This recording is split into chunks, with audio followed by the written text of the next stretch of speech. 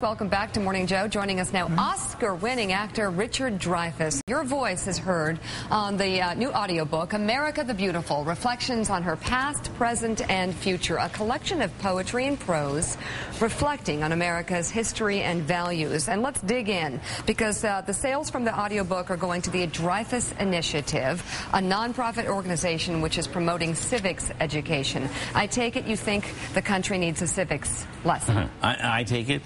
Let's see a show of hands here. Does anyone believe we don't need a civics program? I'm with you. Okay. So we've asked the whole country the question, are you confident or easy or not confident and uneasy when you think of the future of the country in 30 years? And the straw poll answer is 100% uneasy, which is completely ahistorical to America. We've always claimed the future, to the extent that we were famous for it, that we said our progeny was more important than our ancestry. And they would do better than us. And we could pass along the American dream until us. We fail, we get an F in being able to pass along the American dream. And you call the country partisan addicted. We are partisan addicted, and that really... We've always been partisan addicted. The technology, though, allows it to be toxic. And there's no time or room for rumination or thought. And actually, the two technologies that we love more than any other, like a passionate love affair, broadcast and personal computing, have removed time from decision-making. And you can afford that, perhaps, in sewing or literature, but you can't afford that in geopolitics. And we right now live in a simmer of hysteria that was successfully achieved, and terror's goal is to create hysteria in the opposition. So all they got to do is press a button and boom. There you go. You know, I think we all agree here that they don't teach history well enough in our schools anymore. American history, who we are, what we've done. But there's also an element that seems to be missing in life, and I'm wondering if this project brings anything to it, and that's the element of civility among people. I mean, we are a less civil society, it seems, than we were 20 or 30 years ago.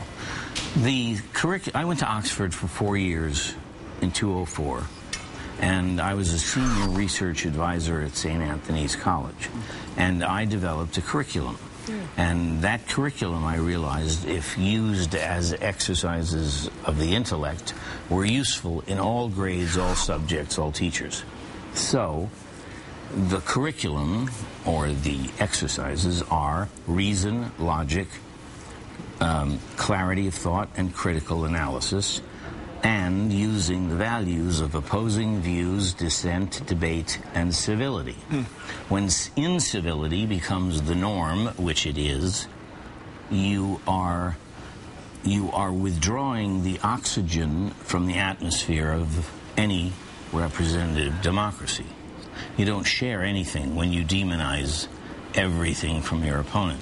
And we have reached to that point where not only from Fox to the other networks to blah, blah, but on the man on the street and throughout the business community, there's no civility. Well, so what do you do now to reverse that? Because it seems to me everything's going the other way. The reward, especially in the media, is for being louder, is for having more attitude, for being more partisan, for saying the snarkiest thing you can possibly say online. There's a wave headed that way. What do we do to slow it down and get back to civility? Well, first of all, it's short-term and blinkered thinking to think that we will always have this. We will always allow it. There is going to come a time, perhaps a terrorist event, when people will begin to realize that they are no longer the resource pool of intellect that corporations need, companies need, and countries need. We have miseducated our children so badly that we are preparing them for a Fred Astaire movie, not the reality of the 21st century. When you say miseducated, you spell that out. How?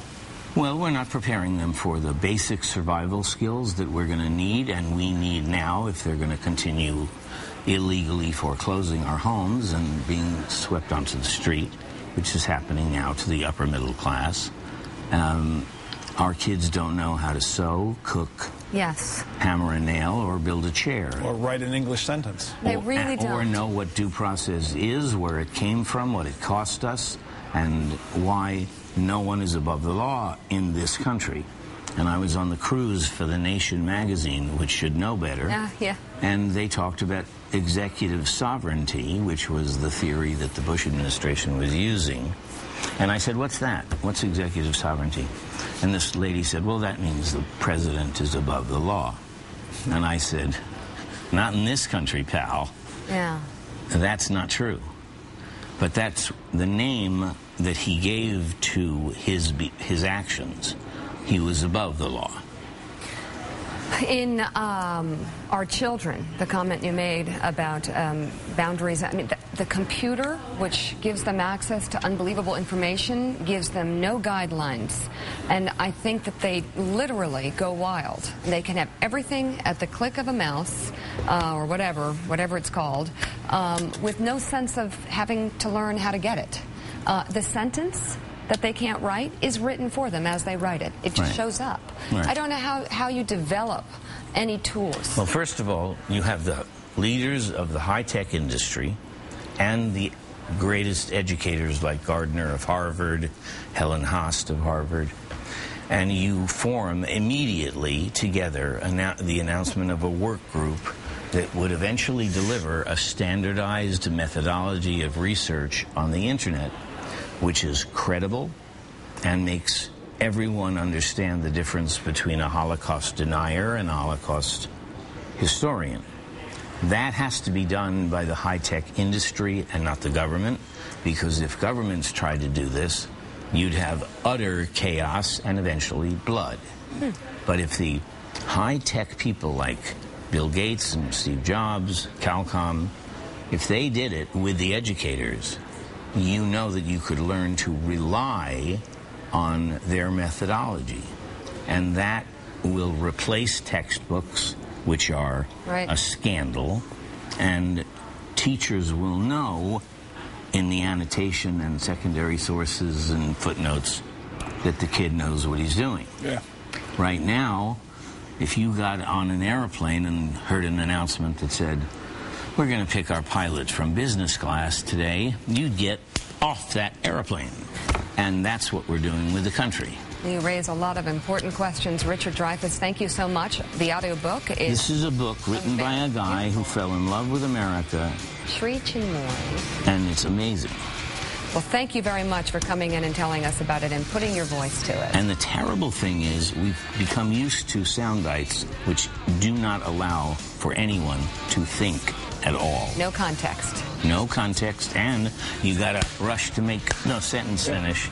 And it's really something that you should allow once a week or once a month for a week, where you ask the advertisers back off for 1 hour so that a subject or subjects could be... Hey, I got one for you. How about 3 hours? We have that here. We do it every morning. We're very proud of that. We actually do long interviews. But you imitate, but you don't stop at an advertisement. Sometimes we kill a break. No. Chris? Yeah. Whenever the interview's over, we stop. When we can't help ourselves, do we kill a break? No, we would never. If you did what I guess I'm not articulating it, because if you did what I'm thinking, it would be headlines.